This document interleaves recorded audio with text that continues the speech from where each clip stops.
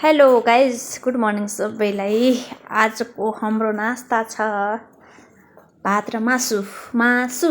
कहिलेकाहीँ त ल खाएँ है त। हाम्रो नास्ता हो आजको। ठिक्कै हाम्रो नास्ता त कति बजे हुन्छ? 10:30 बजे है। कोही त नास्तामा मासु र भात पनि खानु पर्छ क्या।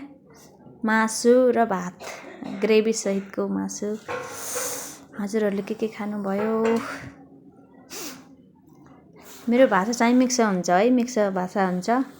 प्योर लोकलले नै अनि प्योर नेपालले नै भाषा यसै हुन्छ।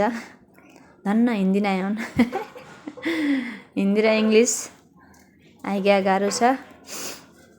ल खायौँ है हामीले त।